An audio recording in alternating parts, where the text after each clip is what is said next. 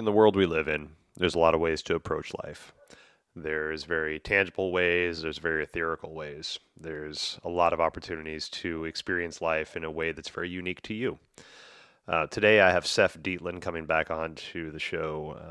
Seph has the ability to talk to his angels, get advice, get understandings, get messages. For some people, that might seem very outlandish, and people might not understand that. To some people, that might be completely tangible and make a lot of sense. So today, I'm having Seph come on to talk to us about how, as somebody that holds space for somebody, how do you create safety in a realm where people might not feel safe, might not understand the opportunities that are there for them. So how do we create the space of safety to allow somebody to try something that might be outside of their scope of understanding? Now, we still have to have discernment. We still have, I think, healthy skepticism is a very beautiful thing to have, especially moving into these realms where there are potential quote unquote gurus or teachers or somebody that you may feel has your best interest in mind, but maybe doesn't have the best interest of yours in mind. So today we're going to talk to Seph about how to listen to our intuition. As a person that's seeking help, how do we listen to our intuition to discern whether or not this person, again, has our best interest in mind? And then as a practitioner, how do you create a container of safety to make people feel that they feel heard, they feel safe, they feel loved, so that they can journey into some of these maybe ethereal realms or realms outside of their current standard of understanding life.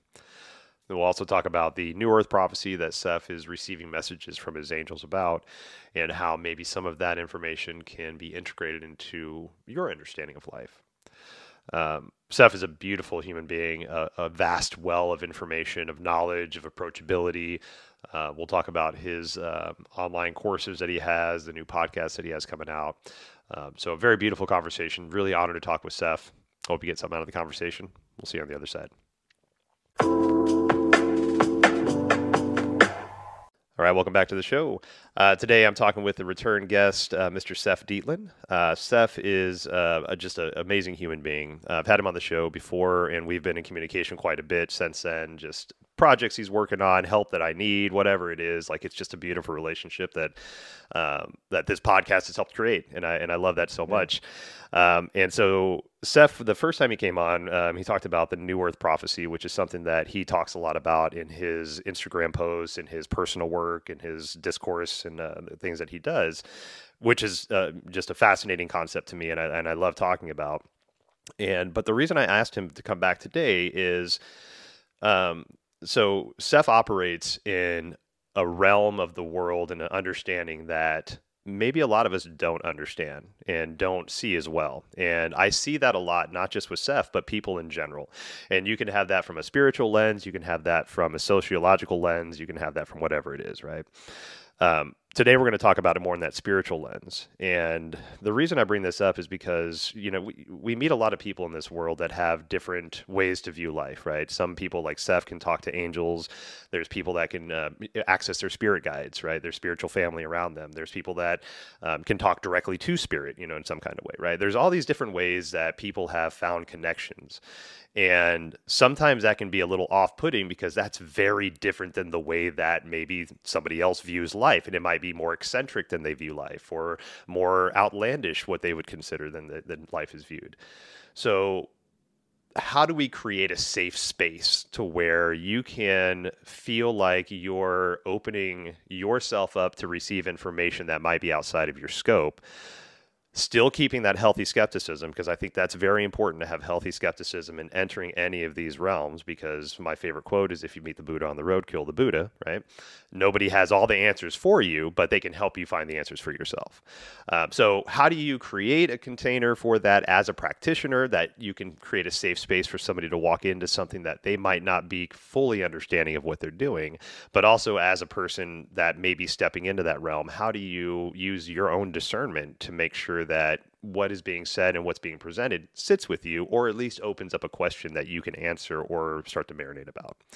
Lots of stuff. And then on top of that, we're just going to chat, because Seph's an awesome guy, and he's got just amazing things that he's working on. So before we get into it, Seph, Thank you for being here. You're the best. I really enjoy our Yeah. conversations, my friend. Thank you. And I love all of the amazing connectivity that we get to be a part of Mm, because I know I introduced you to some people and vice versa. And I met you through introduction. And I think the best part of this to acknowledge is the synchronicity of interconnectivity of those of us who have answered a call to serve humanity at this time. mm, And so we're all here for you, but we're all here in unity without some sense of competition. And we're all here with humanity's best interest at heart. mm. And as I sit here and am present to the beautiful soul that introduced me to you, and then the introductions that we've made to each other, it's amazing how the network keeps growing and growing. And because of it, our capacity to serve grows with it. Most definitely. You just said something amazing, and it's unity without competition. Yeah. And I think that is such a beautiful, beautiful statement to make because there's a phrase that I was introduced to a little while ago, and it's every single human is unique, but nobody's special, right? We all Right. have unique qualities that make you Seph, that make me Adam, that make Yeah. my brothers, whoever it is, right? That's unique to you and your constitution, your character, the way you were raised, nature, nurture, all that shit, right? Spiritual constitution, all that stuff.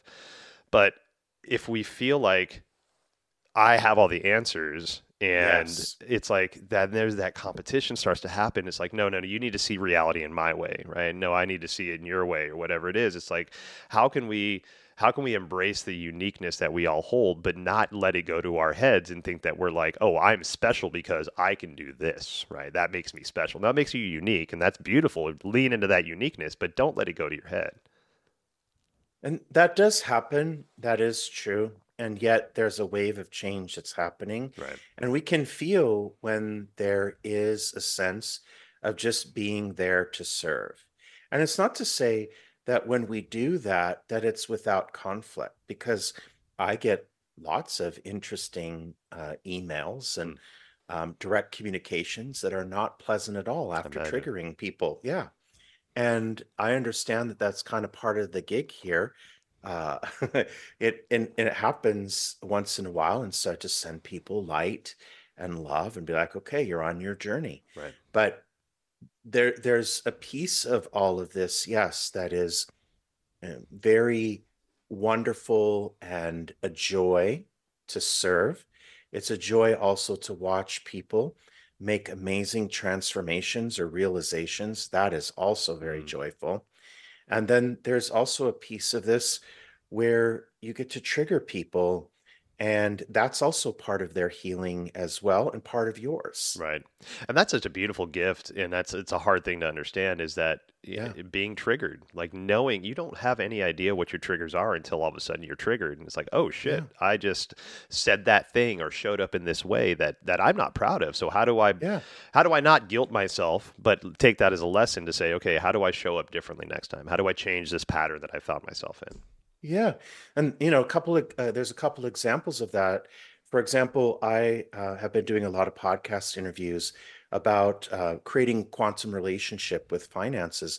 Mm, And I got a scathing email from someone because after talking about ways to integrate a new relationship with abundance and money, the person was really upset because they went to my website and discovered that I charged for my services. And they said, "How can you charge for your services if you have a quantum relationship with money?"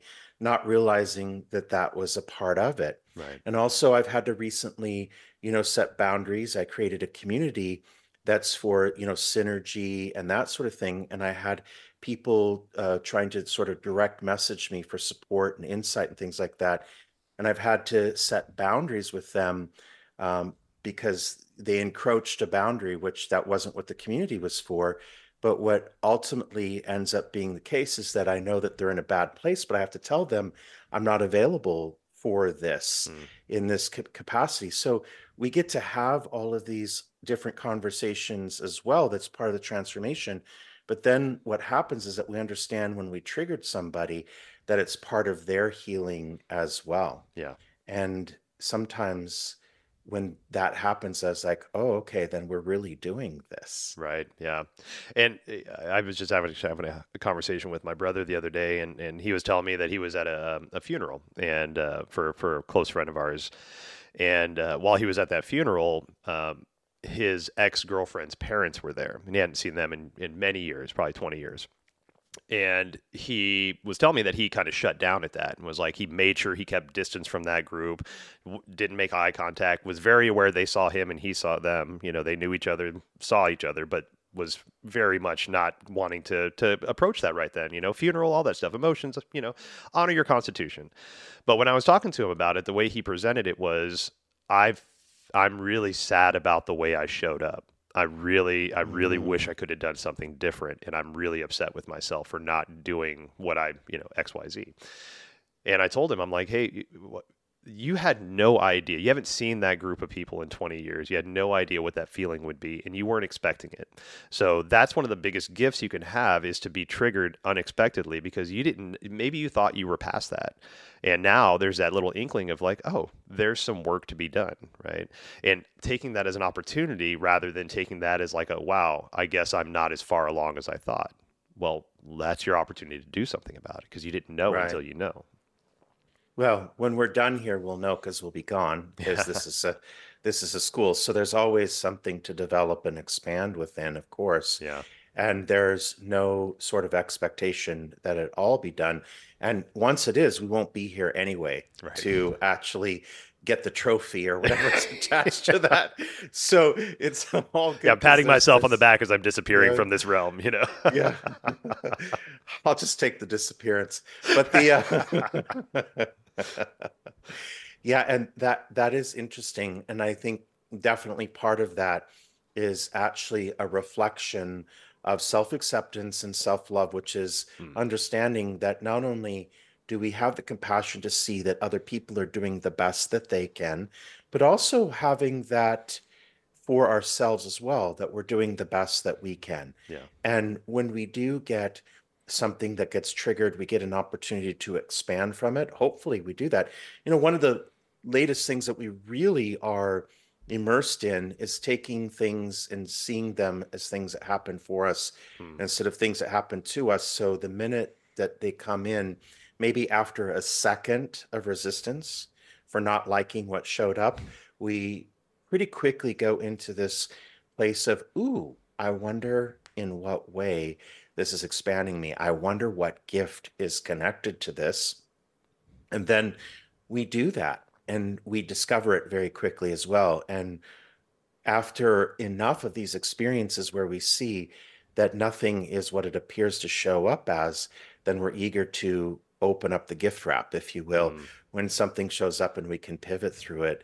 And the best thing that positions us to do that is grace for ourselves. Yeah. Because once we actually get that grace for ourselves that says, I can be who I am, and whether that measures up to some sort of metric I put for myself or not, at least I can give myself the grace to understand that I am in a process. Right. Yeah. I'm unfortunately faced with that experience right now. My significant other of 8.5 years, and I've decided to separate. And hard, terrible, emotional, all that stuff. Right. There's still a lot of love between us. We didn't have any bad thing that happened. You know, it was just disagreement on kids, having kids or not. But to that point you just made, though, is I, so it happened. I went into my sadness, my reaction was sadness. It was like, okay, Adam, okay, yeah, cry, definitely. Feel your emotions, but what's your healthy thing you can do right now? Go sit with yourself. Go sit and meditate, right? Focus your thoughts, do the Mm-hmm. thing, right? And as I'm sitting in that meditation, as hard as it is and as uncertain as things still are and all this stuff that's happening, there was a voice that came into my head that was like, Adam, you're you're witnessing an opportunity of your knowledgeable evolution of life, right? Your growth in life has never happened with you sitting on a beach watching the waves. So you appreciate that and you see the beauty and love in that, right? but that's not where your growth happens. That's where like the stability happens after the growth, right? Your growth happens when you're Hmm. getting dragged through the mud or you're hitting your proverbial rock bottom. So embrace and understand that this is a point of change for you. And as hard as it is, and experience the emotions, don't ignore them. Embrace the understanding that this can be the catalyst to the most beautiful thing that's ever happened in your life, getting through this to get to another thing, right? And so it's that constant reminder of like, is this happening for me, not to me, right? I Yeah. see my space and what I contributed to the dissolvement of this relationship, and I can't do anything about what I perceive as her side. I can only do what I perceive as my side. And that other side of that is loving myself for the mistakes that I feel like I've made so that I could love myself into making better decisions in the future, right? And not guilting myself for being like, oh, I didn't do that, I didn't do that, oh, I'm a piece of shit, or whatever it is, right? So Right. it's taking that lesson that's learned and applying it and honoring the emotions that support that decision without getting bogged down by the emotions that kind of surround it. Yeah. And there's a lot of people who can relate to some situation where they feel that they've come to an impasse, say, about something, and after investing themselves in something, whether it's their work or a relationship or whatever, something that's really important to them, they're at this space of shift and change where they're realizing what they've invested in is going a different direction. And there's a certain feeling of loss that's connected to that as well. Yeah. And when we experience that firsthand, it certainly does line us up for being able to serve others who are also in that space. Because I'm certain that you've probably recognized that a lot of people that are coming to your offerings right now are now going to be people who, on some level, find themselves in a similar pattern of shift and change. And it's interesting how we all kind of come together in a way where we create synergy Mm. in that. So you have something to offer them, but then in that exchange, they have something to offer you as well. And I know when we first sat down here before we started recording, we were talking about channeling per se. Hmm. And the thing I love about channeling the angels is that none of this comes from me, but it comes through me. And they have so much next level information that when it's coming through, I'm like, whoa, I need to take a note of that, right? Yeah. And yeah. And so even when people come to me for one-on-one sessions, a lot of times they're coming to me in a situation that has a parallel to something that I'm experiencing as well. And as I'm channeling the angels to guide them or to give them insight in their situation, I'm like, ooh, got to write this down because that was for me as well. But you'll notice that we have this way of meeting each other in a space where we're in that place, where we're in that place of discovery. And it's so wonderful how you are in the unity of the collective soul that we all are, that in a certain way we sort of accumulate around those that are going through something similar, they for us and us for them, Yeah. and mutuality of empowerment. Yeah, that synchronicity is it actually it kind of scared me in the beginning when I first started seeing clients and sitting across from a client that's professing basically the exact same thing I'm going through, Yeah, just give me a different perspective. And then as the advice, like you said, as the advice I'm giving to them that's coming from somewhere else through me, um, I'm like, oh my God, no, that's for you too, Adam. Write that down because you need to do that yourself. And yeah, it's that beautiful kind of lens that we can keep that lens of how do I help the human across from me without being emotionally involved with that, right? But how do I now in turn look at myself in that same mirror and say, am I actually emotionally involved in myself, right? Have I right. taken this advice for myself in some kind of way, or Hmm. how can I? Because clearly this person is put across from me for a reason. Like I love that synchronicity idea that everything is happening for a reason. Like that community is created for the people that need that community at that point in time, Yeah. right? The information shared, the understandings that are had. And that's the magic of the universe. That is the magic of relationships. That's the magic of potent relationships in that regard, is because there is an aspect of our unity or the collective being that we are, where the perceived separate beings that we are support that collective being that we are. And we watch that in action. I think it can be mind blowing to Yeah. see in what ways that continues to support and serve, which is also why we're equally invested in other people as we are ourselves, because other people are ourselves. Mm. And that's one of the things that we feel, and especially those of us who are empathic, are those of us who actually have a sense of pronounced knowingness around the unity of what we are.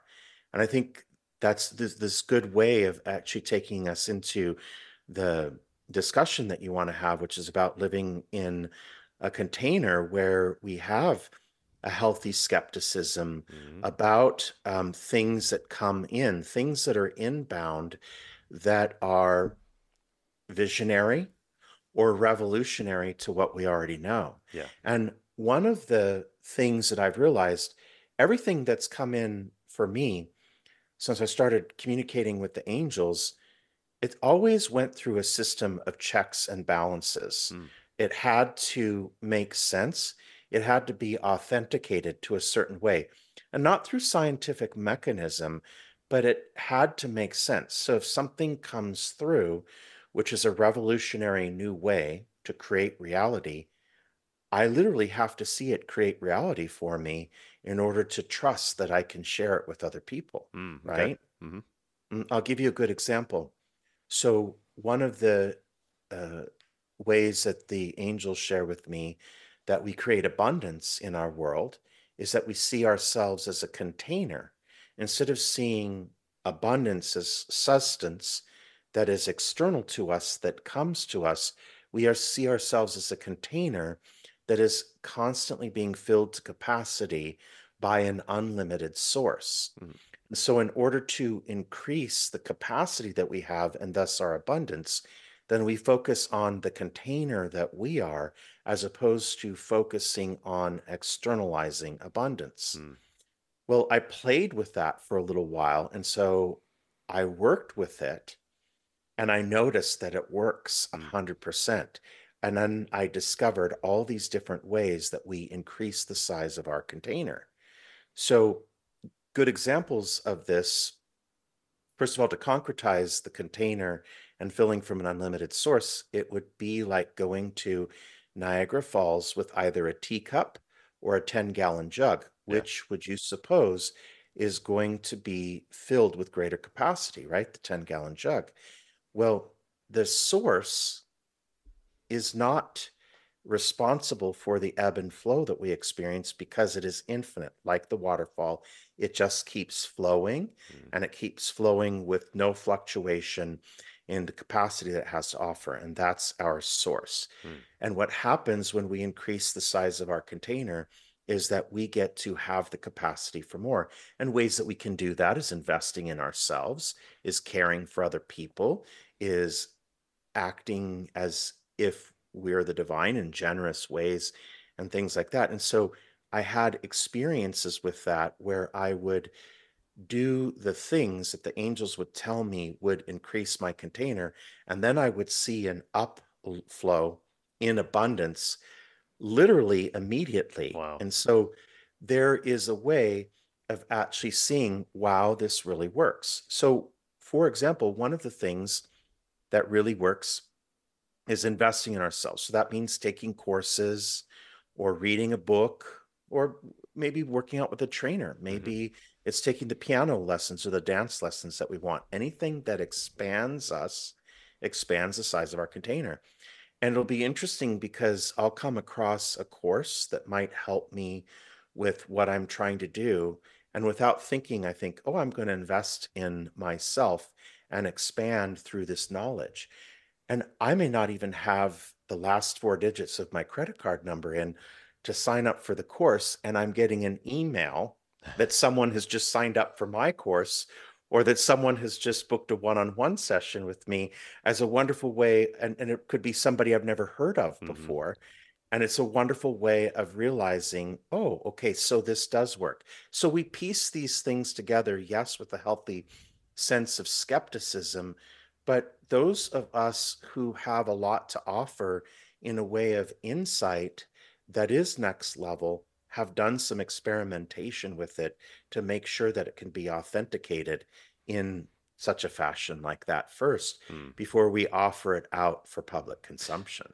And that's so beautiful. I mean, it's I think to me that's I don't want to use the word responsible because that's self-defined, but I think that's a very responsible way to approach that. Like, okay, I've just been given this message or this understanding, this new way of being, whatever it is. Let me beta test this first, instead of just like running it up the flagpole. Like, hey, I just had one medicine experience, saw God. Everybody, this is what God looks like.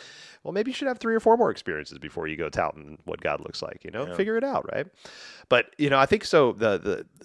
Where I've seen, I don't want to categorize people, but I've seen like two very dramatic sides of this, right? Where you have the person that is the not healthy skeptic, just the extreme skeptic, and it's like, you can't do shit. I don't know what that is, blah blah blah. And then you have the other side that's like, tell me everything I need to do. Clearly, you talk to the angels. I'll do anything you say. Please just guide me, right?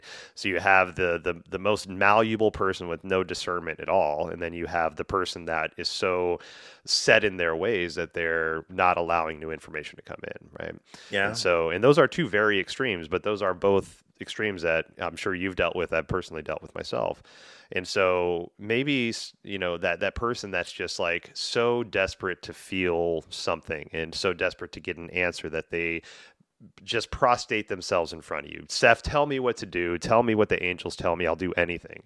Like, is there like, there's a level of, okay, cool. Like, yes, I'm glad that you're open to this, but there's still there's still the way that this works with you. It's not just verbatim, this is what you do, go do it.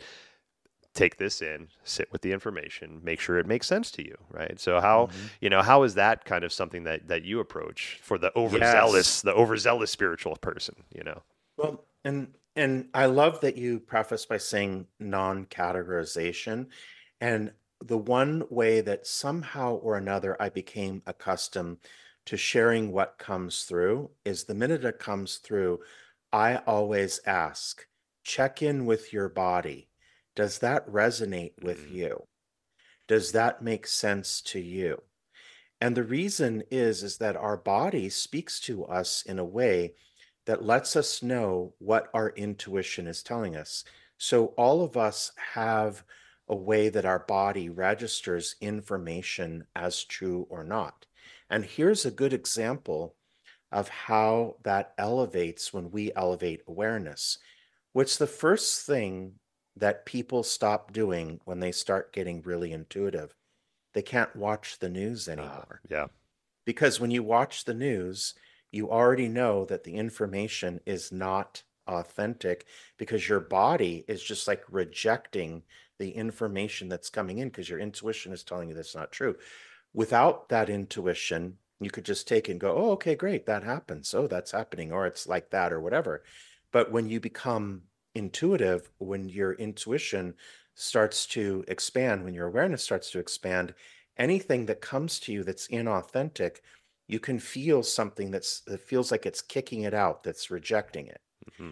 Conversely, when something comes in that seems incredible that you've never heard of before, and you hear it, all of a sudden your body starts to feel like it's flowing like a fountain. Now, we've become accustomed in a certain way to now filtering information with the response in our resonance or in our frequency. So information will either resonate or it'll be dissonant, which is the opposite of resonating, and it will have one or the other effect, and we have a visceral response to it.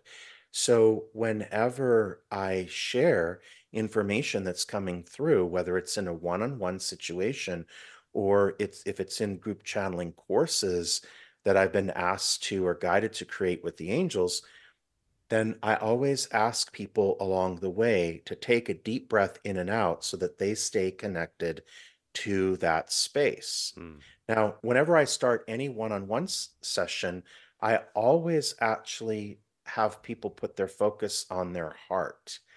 And the reason that I do that by starting the session off that way is because when the information comes through, there's two parts of it.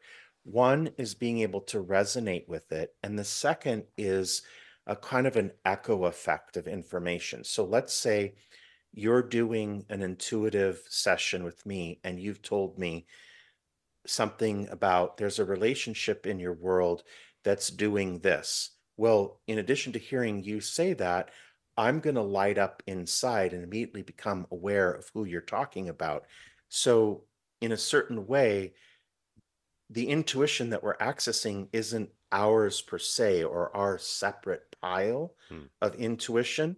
Our intuition is part of a sort of a collective soup or ocean that we're in. So the same field of awareness that I could be accessing to empower or guide someone is the same field of awareness that that person is in as well. So when it comes through, they would be equally connected to it. And by doing that, I give people an opportunity to actually connect with the source instead of letting me be the source. Mm. So when other people say certain things to us and then it bounces off of our awareness as authentic or not, they're actually serving our own awareness. And I like to keep that in mind when I do my work because basically what I'm doing is I'm serving their awareness and I'm not serving them with my awareness. And that's a wonderful way to make sure that information can come in. And yes, there are people who feel that whatever we live in, this sort of flattened version of the world with oceans filled with plastic and all power lines all over the place and greed and corruption everywhere, that that is all there is. And that's okay, because in that case, perhaps they made a soul agreement to see it that way, go back, come back, and live something where they get to see something different or more expansive. And it's okay. It doesn't mean that what's outside of the boundaries of that isn't real. It just doesn't apply to them. And that's okay. I don't ever spend any of my energy convincing people Hmm. that what we access in the space that's outside of everything that we see or that's allegedly shown to us through science. And it's weird because science is always like, ooh, 1 minute cholesterol is good for you, 1 minute it's not. Yeah. 1 minute the world's flat, the next minute it's round, and then it's flat again, Yep. right? Oh, So yeah. which one is it? I don't know. So, so even all of everything that we use to measure things. But at any rate, my dad says something funny, because we talk about how we know the distance from us to the sun, and my dad says, "Well, as soon as someone gets out a tape measure and can tell me how far it is, then I'll actually believe them with some sense of um, some absolute sense, Yeah. right? Right. Yeah. But I don't ever spend any of my energy trying to win people over to this side of the discussion. People come over on their own because people are very curious Right. now. And I definitely see that the changes that have happened in what appeared to be absolute at some point, the drastic changes that have appeared in that container, has made people very curious, shall we say, cue the evil hands. Um, it's made us all very, very curious about what's behind the curtain, Yeah. right? Yeah, and I think that's the reason why I wanted to approach this is that there are so many people, and myself included. Like I've only embraced this life and this way of thinking, this expansion of whatever it is inside of me for the maybe 10 years, right? And since I think COVID was a big catalyst for a lot of us just to quiet down and listen to how unhappy we are. And a lot of spontaneous empathy is spawned from the COVID crisis and all that stuff. So, but there are so many people now that are approaching healers in some kind of way or their own personal healing that may not have given it any kind of credence or any kind of weight in the past. And some of it's out of a desperation of finally hearing that scream inside of them and like, I'm not fucking happy. Some of it's, the mass curiosity. I think the decriminalization of plant medicines through a lot of the states in the continent has helped people start to maybe try something that they once thought was illegal, but they were curious about that they didn't want to try because they didn't want to go to jail. But now the legality side is taken away from it Yeah. and it opens it up. And that might have expanded some consciousness that they didn't know that they needed expansion. Now they have questions that they didn't know they had before. So having that space that can be held, right? Like you were saying, I'm not going to convince you, right? That's not my job, right? I've come to the understanding of what the information base and the way that I gather that within myself, and I feel good and I feel confident. Do I feel like it's going to expand and change still? Yeah, and that's why I'm very conscious and Hmm. aware of it, right? I'm not Right. hard set. This is how I talk to my angels now, and that's not never going to change. Bullshit, right? That's definitely going to change. Right. So how do we make sure that the person that might be very timid to ask a question about God or spirit or angels, that person that's proverbially dipping a toe into their something that they have no idea about, Yeah. and it's that same thing. It's like, how do I share the information without like making compromising my beliefs to convince you of something that I feel is going to be good for you, but is also something you have to find on your own. Right. Well, here's an interesting thought as well, because what made me curious about the angels is something that awakened in me. And then the curiosity was never satisfied with information. And I don't mean that it was dissatisfied. What it meant that it was so expansive that every piece that I got made me compelled or hungry for more information, more information, more information. And so going on that journey to be fed with that information was something that just happened inside me. Nobody came to me and said, you can talk to angels or anything like that. In fact, the funny thing is, I used to go to psychics Hmm. for years, and they'd tell me I was psychic, and they'd tell me that I had gifts, and I'd be like, I'd leave the reading and be like, oh, that's BS. I don't have that. They'd tell me I was powerful, and I'd be like, yeah, no, I don't believe that. But I was successful at my work, and I thought, okay, well, then maybe I'll buy that. And it is funny because this happened just yesterday. My husband is traveling with a few of his friends, and he wanted to know if he should get travel insurance for like a 6-day trip that he's going with a couple of his friends Hmm. to Paraguay. Okay. And I said, no, I don't think so. I don't think you should. I go, I never get travel insurance, and I never find that I need to. He goes, yeah, but you have the angels. And the funny thing is, and the reason why that's funny is because he's not in this world with me Mm. at all. Okay. And I actually never check in with him about what he observes, about the authenticity of my work. But lately, he's been mentioning the angels and noticing that miracles seem to happen frequently, and or the fact that I have really good luck, Mm. which kind of brings me to the whole point of when you do open up to this new information and somehow or another, mistakenly, the way that you shift into living a more powerful version of your life becomes apparent to those that are close to you, Mm. right? Now, I will say this, sometimes I question, my husband doesn't have a mean bone in his body. Yeah. So I'm like, why not him? Because he's a lot more of an unconditionally loving person. I do my best, but he has this sort of effortless way of being kind of like a Saint Francis type soul. And it surprises me, but I told him, I said, well, you have the angels too. Mm. You just don't realize it, Yeah. right?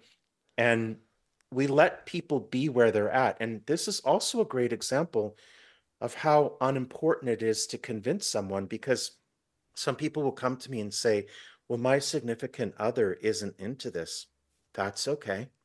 Because a lot of us that are on this journey get divinely paired with people who appear not to be, and that's for good reason, Right. because it doubles up in the way that light is conducted in the world. Because if you have, or when you have, two people who are awake with each other, they're conducting light with each other, but they're already light conductors Right. anyway. And then you bring in other people, and eventually, somehow or another, to whatever degree, the people that are around us, we're not meant to separate ourselves from people because they're not on our same journey, but they are starting to become more and more curious, Yeah. right? Because they see that something's happening here. They see that you're not worried about what's going to happen in the world. They see that things seem to always work out in your favor, or they see that you have a peaceful way of seeing everything that happens to you, and then they want a piece of it, Hmm. and they're entitled to it. And when they become curious about it, then they can open themselves up to it. But again, I don't really feel it necessary to introduce it to anyone unless they already have the curiosity. That's when they usually find us. Right. They already have the curiosity, and they can see that somehow or another you're tapped into a bit of information that they're ready to receive. And I don't see myself as a source of information, I see myself as a channel of it. And that's what's different, because when people come to whatever it is that I'm being asked to channel, they are already ready to receive and know Yeah. that bit of information. It's already inside of them being queued up for them to expand in it. And it doesn't come from me, it comes from source. And in a way, it's sort of being given or blessed with something that you're meant to distribute, but you're meant to distribute it to those who are ready for it. So I'm not ever teaching anybody. I call myself a facilitator, Mm. Yeah. because I'm being equally gifted with the information, but as I am gifted with it, I share it. Hmm. Yep.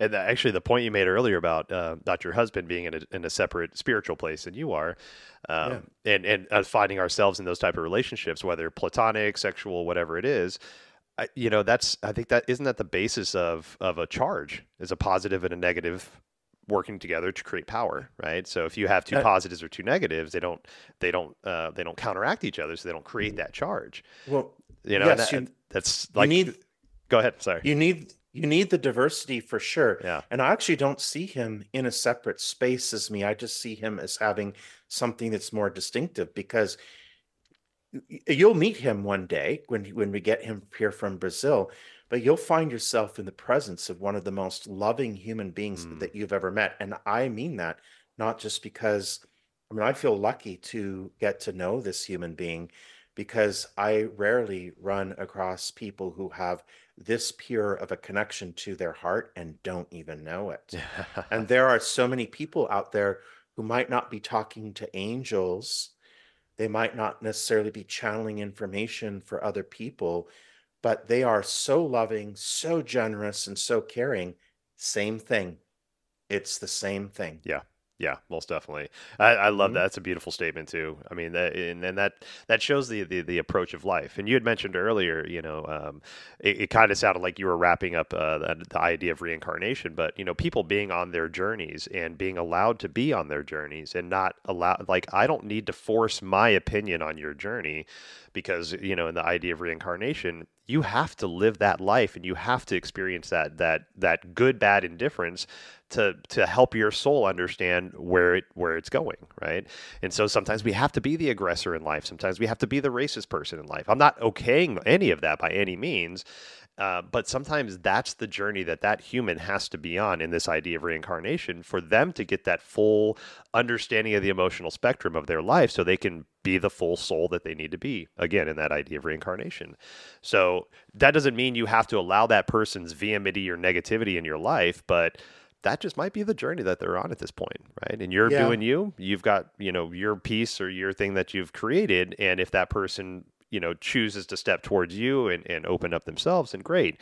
But to seek people out and be like, you need to be better, you need to be good, stop having those thoughts, don't say that thing. It's like, come on, man.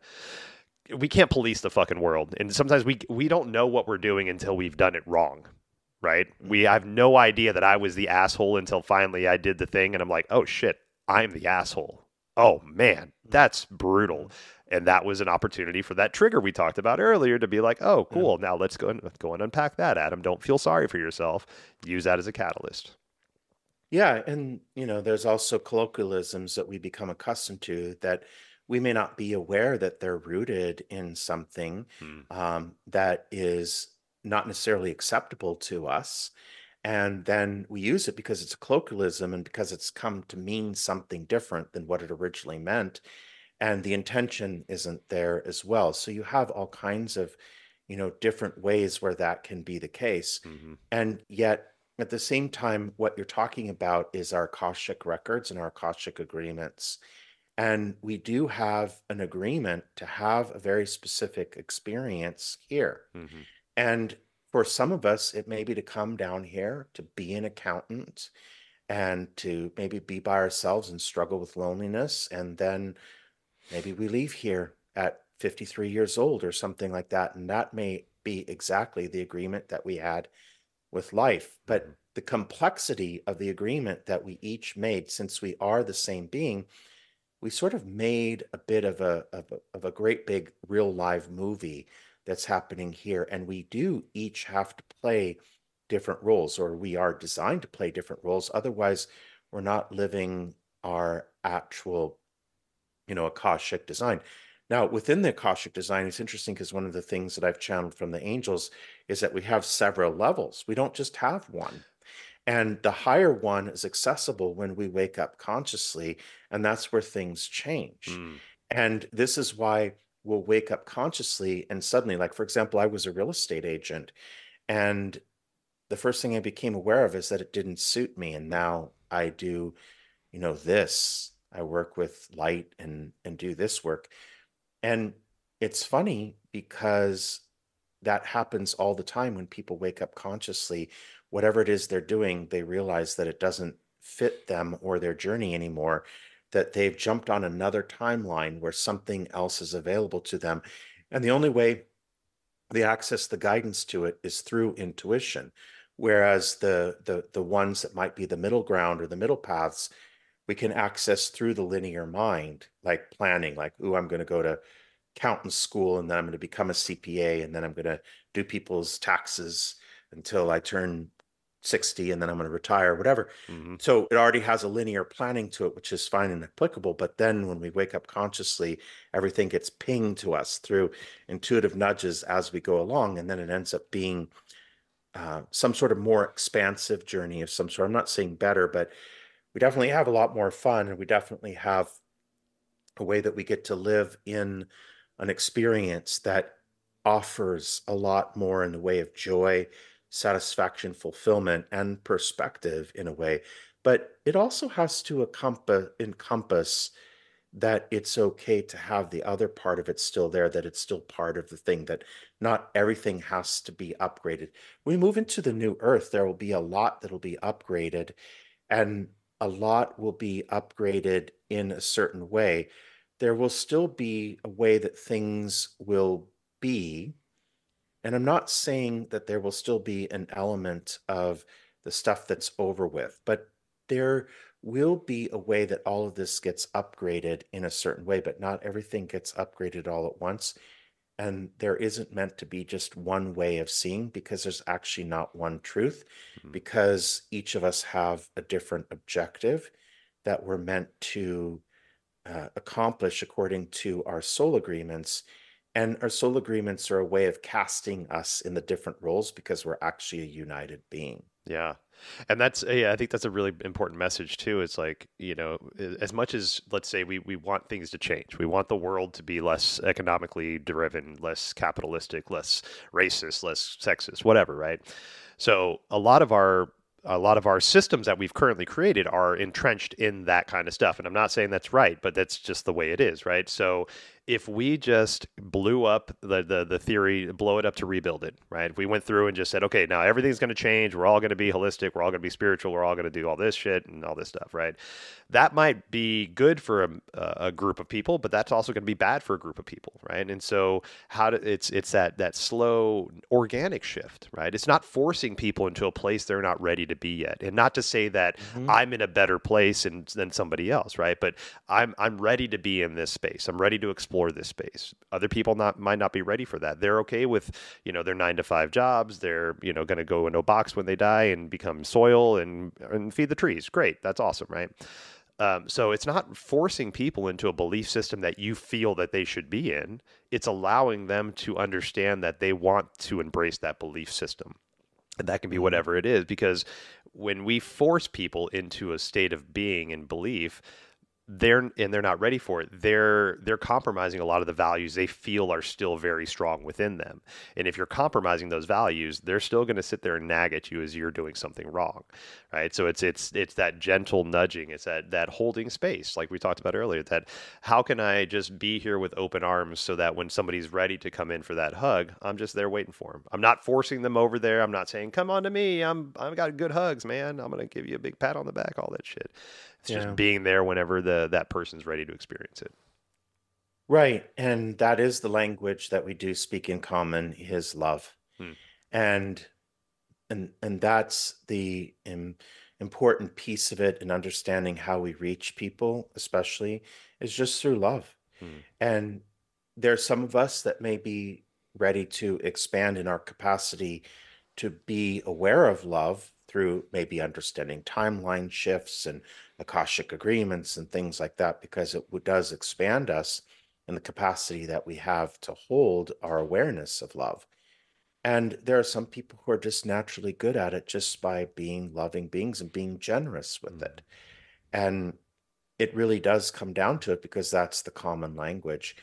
And interestingly enough, it's also the way that we can take the aspects of our lives that we don't idealize or that aren't ideal, and we can actually say, ooh, I love that. Hmm. I love that I lost everything and had to do 2 bankruptcies or this, that, and the other thing. I love that I had this setback, because when we send love to it, we actually send healing energy Hmm. to it.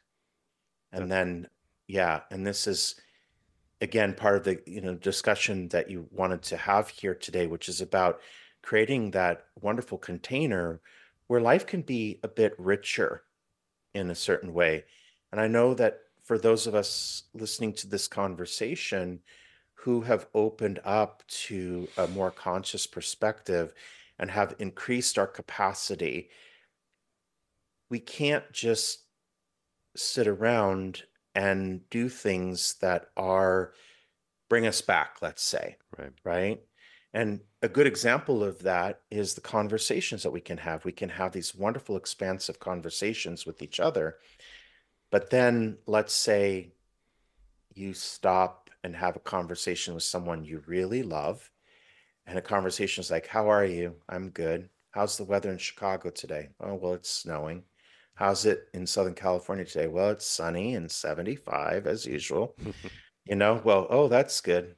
And it ends up being like a linear conversation in that way, which is one thing. But the point to that is that the capacity that we've gained, we certainly can't necessarily give it up in a way, but that doesn't mean that everyone is enriched by that richness. But Hmm. bringing that in is a wonderful way, and we all bring it in differently. Yeah. We all bring it in differently. I know that one of the triggers that I'm always surprised by, to be quite honest with you, I'll mention something about talking to the angels, and then someone who is religious will say, ooh, well, wait a second here. Hmm. And I never can understand where that comes from, because I don't understand where the angels and being able to communicate with the divine realm is antithetical to religion. Right.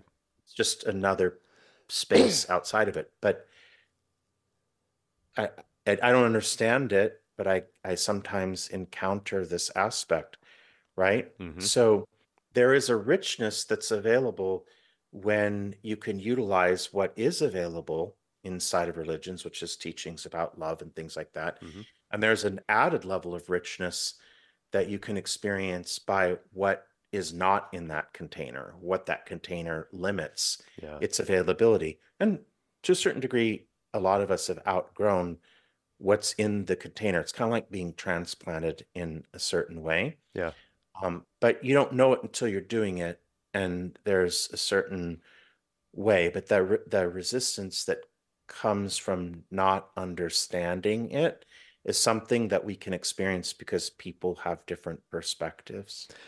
Yeah. So I wasn't sure if I was going to have an opportunity or even want to share this part of my what I'm going to share right now, but I'm listening to my intuition, and where you've guided me in this conversation is just open that door. And so intuition and containers, right? Just to piggyback on what you said. So, I've done a lot of self-work on myself, and I've hold a lot of space, like, create a lot of containers for people. And but we're always expanding, we're always growing, like as people, as humans, as experiences, all that stuff. And one thing that my personal journey has always kind of revolved around supporting is my jaded past with religion. Right. Hmm. My parents were never forcefully in religion. I just, my upbringing allowed for a lot of stereotypes to be placed around a religion, whether hypocrisies that I've experienced personally or just things that all this stuff. Right. I just got a lot of twisted stuff around religion. But through my spiritual journey, I've worked with that, and I understand a little bit more. So in my journey, plant medicines have been a thing that have been very, very prominent with me, helping me kind of unpack a lot of the shit that I've got going on in here, whether psychologically or ritualistically. And but psilocybin has been that main journey for me, right? Mushrooms of sorts. And I've had an egoic desire, and I know that it was an egoic desire to sit with ayahuasca, because I'm like, well, if psilocybin can do this, what can ayahuasca do for me? So my ego was like, cool, we're gonna do this. Luckily, my intuition was starting to grow at the time, and my intuition was like, slow it down, bro. Right? Slow it down. Just because Dr. Dre is doing ayahuasca and you see it all over the TV doesn't mean that's your jam, right? Listen to the medicine Hmm. that's working with you right now. Stay in that lane. You're good. And I had a person that he's been on the podcast named Ben that I met randomly, and he about 3 or 4 years ago, and he runs a church that is that sits with what they call the Santo Daime, and it's the ayahuasca church, right? And they sing Portuguese hymns, and they sip ayahuasca, and they have these big religious experiences with Christian singing and all this stuff, right? And that was super triggering to me. I'm like, nope, sorry, that makes me feel icky, because all the religious aspect of it, and even though they're singing in Portuguese, I wouldn't understand it. Just no. Uh, and then that opportunity was presented to me again. And then the opportunity was presented to me to again. And so it's like, okay, so listen to your intuition. This opportunity for you to sit with this type of medicine and this type of situation has presented itself to you in a number of times, right? And the people that presented it to you, if you look back, they feel safe. You feel safe. They're using verbiage that makes you feel understood, right? You're just battling that religion aspect of it. But this medicine is clearly speaking to you, and speaking to you in this way. So third time's a charm. I sat with this medicine the other day with this container that was one of the most beautiful, safe containers I've ever been a part of.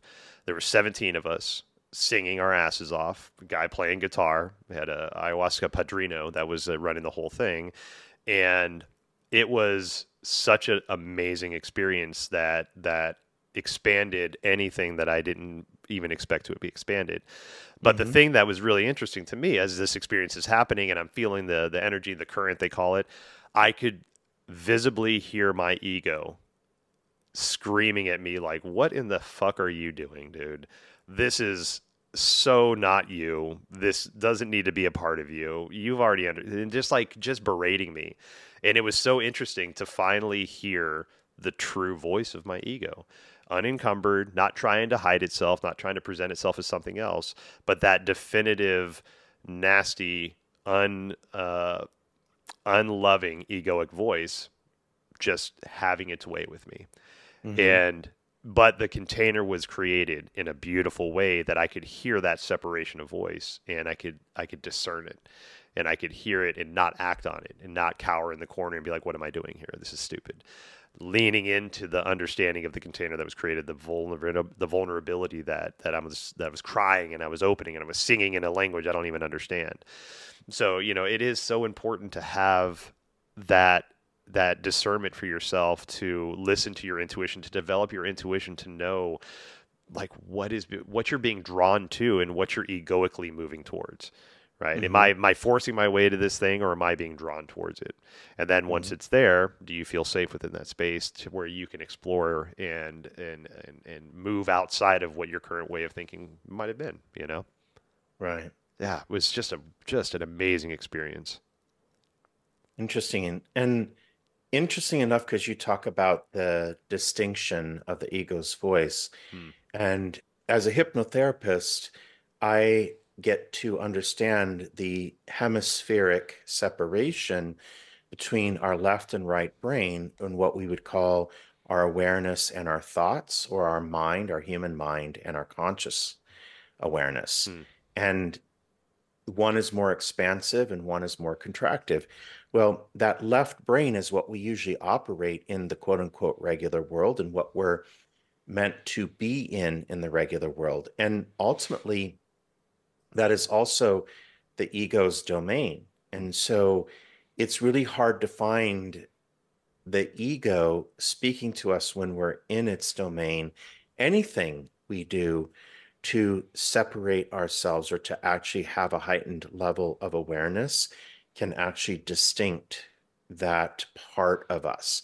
And once we start doing that, we get to start living powerfully, because having an experience of finding the source of that identity, which is not really our identity, but it is an identity, then we get to understand who's speaking to us, whether it is our higher self, our awareness, or whether it is the ego that is in the container of the mind. Hmm. And Yeah.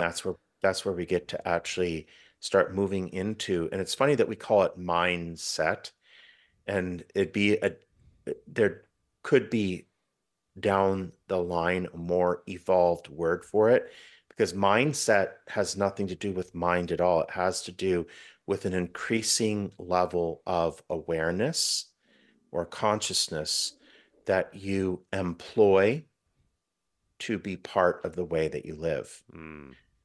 So, what I mean by employ it is that that's the way we do it. So, if you know people who are logical thinkers, nothing wrong with this. When they come to a point in their lives, they turn right to their logic to make a decision, and they go to logic and facts and things like that.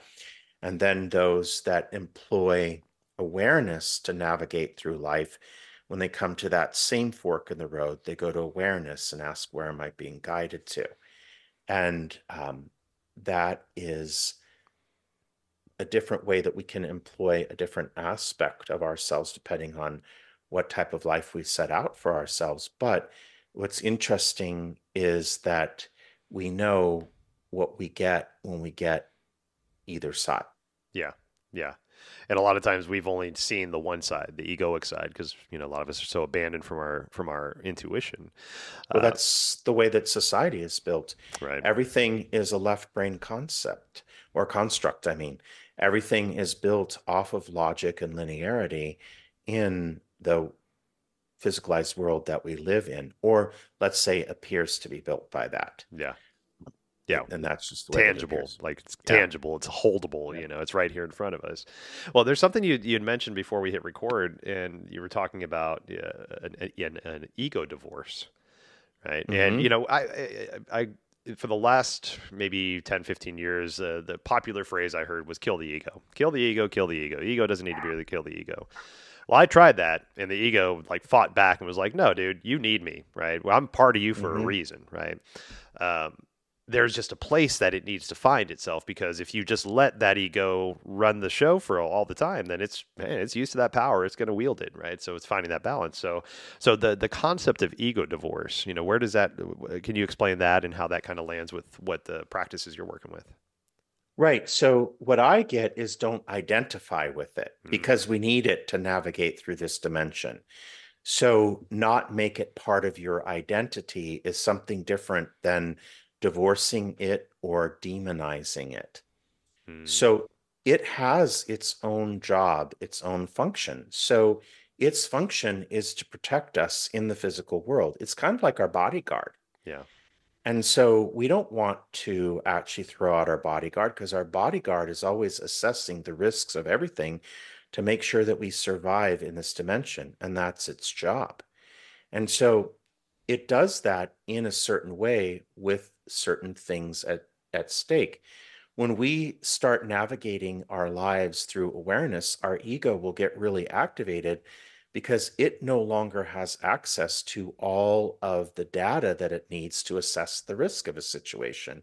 And it may not even be a life or death situation.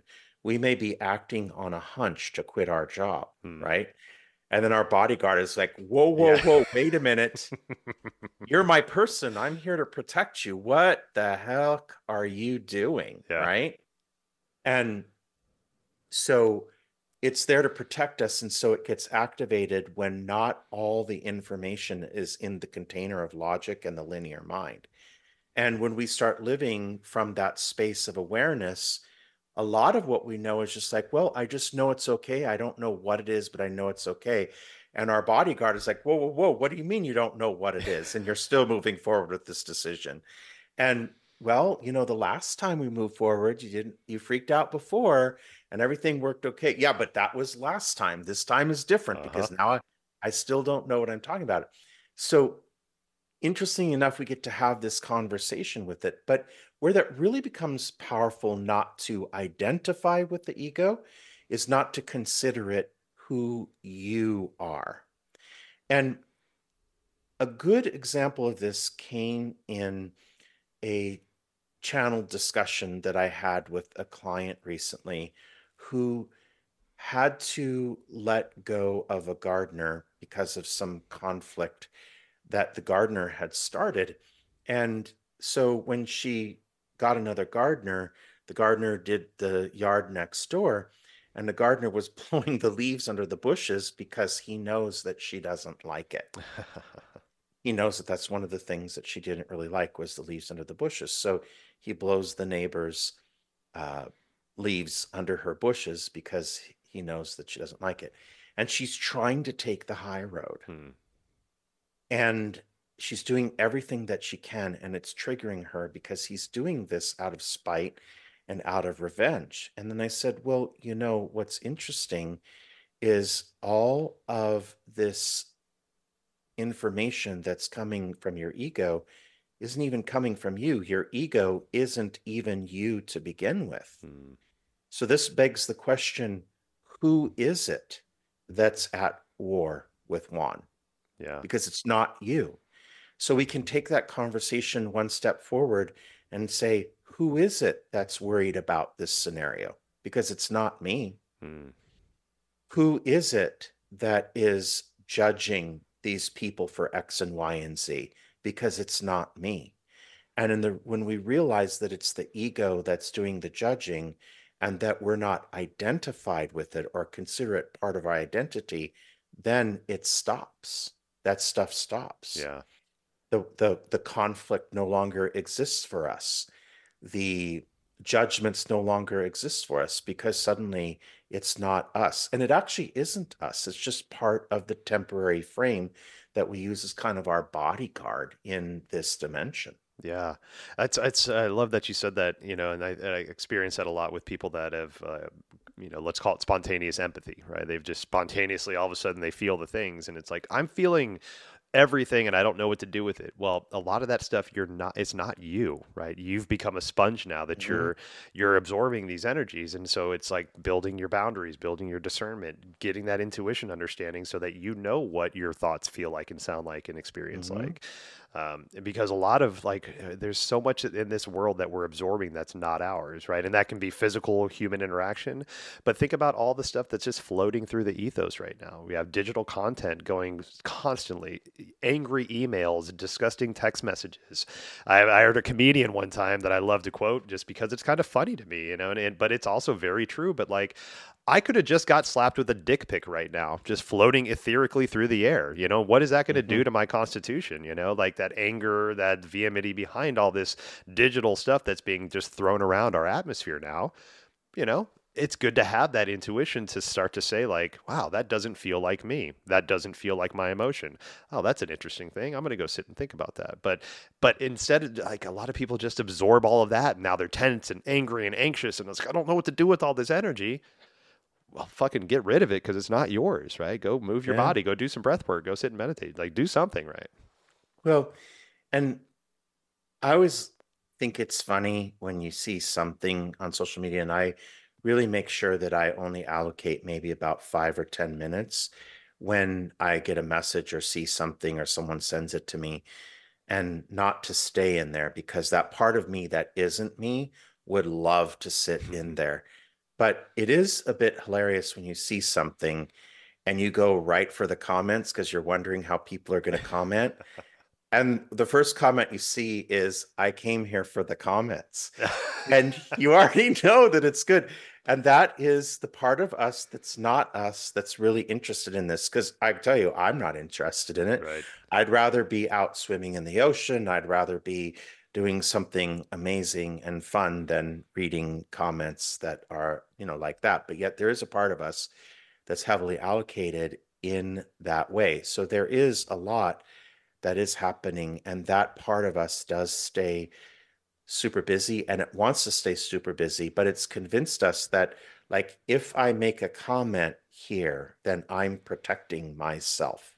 I'm actually preserving myself. And it actually is a way of making it become consuming, of course. But the thing that we get to do is we get to actually see that there is a piece of us that can participate in us. It's not us. It's a way that we can actually not identify with it, but we can see that there is something that wants to come in and bring us in there. Because the idea is that, yeah, someday I can be talking to the angels and allowing people to go to the next level, including myself, through what comes through that channel. And the next minute, I could have my phone in front of my face consuming comments that don't necessarily enrich me, right? So there is that aspect of it. And then we sometimes put it down, sometimes we don't. But there is an aspect of that that authentically happens. And we get to understand, who is that was so intrigued by that? Who is it that is so drawn in to go participate in that? And then when we realize it's not us, then we can actually do something with it. And that's one way we can have power over it. Because the power over it that we want is a way to get our well being back, and a way to get a part of us back, because we're really here for the magic. Right. Anyone who's listening to our discussion and who's made it this far, they're really interested in the magic. They're interested in tapping into that part of themselves that is able to manifest and create. And you and I both know that we can do that. We have successfully done that. We know people who do it, and it is a part of it. But that part of us that isn't us wants to be so wants to overconsume our attention, and that is what will eclipse us from accessing that power. So to actually no longer identify with it Mm. allows us to move from it more quickly. Certainly, we can say thank you. What I do is I say thank you for being there to protect me. I appreciate you. Hmm. Now I'm going to go back to tapping into new levels of magic because that is more intriguing to me. Yeah. And we have the option. Sometimes the option isn't as resistible. Sometimes it is, and sometimes it isn't. And it doesn't mean we're better or not better, but it can be irresistible sometimes when the ego wants to take us on that journey. But the one thing that we can do when we love it, thank it, and then no longer identify it, it makes it easier to sort of slip out of the party early, slip out of its presence and say, okay, you go do your thing, and I'm going to go do what I was already doing before you distracted me. Yeah, so that's that strengthening the intuition muscle. The Yeah. stronger it gets, the more you know what it sounds like. So, want to honor your time, and I know we're getting close to the end here, but uh, talk to us about the online community that you've created and the new podcast that you Yes. have coming out. Yes. So this last year, I created an online community, and you access it by going to my website, talktomyangels.com. And I did not put a paywall on it for a reason, because I really want to create a conscious community online. There are so many people around the world who feel isolated because they can't have a an expansive conversation with other people of like mind. And this gives us an opportunity to do that. In fact, one of the events that I offer once a month through the community is an event that is a meetup called Expansive Conversations, Hmm. where we come and compare notes about the new levels of ourselves that we're able to access. At the end of the month, we do intention setting, but the premise of that has always been that by staying in an expansive conversation with other expansive beings, that we all then end up benefit, because we can now access more of our powerful self. And that's the whole reason that that was set up. Now, I didn't realize intuitively that I was setting up something much bigger, because I'm getting ready to launch the new improved version of my podcast, Talk to My Angels. And it's going to be a channel discussion where I have a moderator who will be asking questions on whatever the topic of that episode is. And those in the community will be able to come into the production of that podcast episode, and be able to ask questions online while the angels are being channeled through me. And then that'll be all of that. So this makes the community now a discussion or a conversation Yeah. where people can have conversations with each other. We can have expansive conversations in the events that we have, and we can all be part of the content that's created through the channeled discussions with the angels. And it all comes together really beautifully.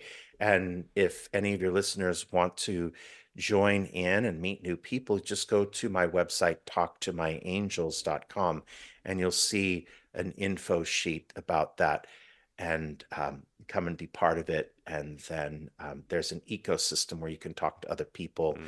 and be part of the events that occur there, including getting an opportunity to be able to be present when we do the channel discussions, to record the podcast as well, so that you can ask the angels questions too. Wow, that's beautiful. When do you expect the podcast to start releasing?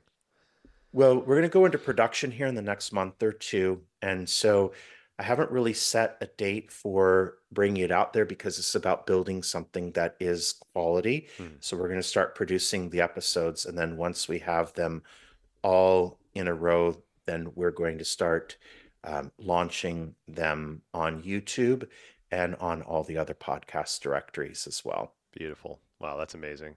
Well, take a look out for that. So I'll put links to ways to get a hold of Seph and his website, YouTube, stuff like that, all in the show notes for us. Seph, any parting thoughts, man? Just I love our conversations, and I mean, we could talk for another Yeah, hour, but I want to honor your time. So, any parting thoughts for the listeners? absolutely. And whenever I show up for these, I'm always thinking about the listener and the audience. I'm always thinking about that person and what will benefit them to know.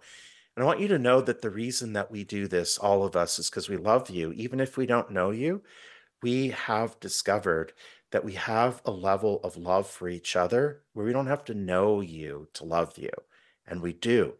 And so, wherever you are in your journey, and especially if you're having a difficult time, or feeling like life isn't worth it or life is too difficult for you right now, just take these words to know that we love you, which is why we do this.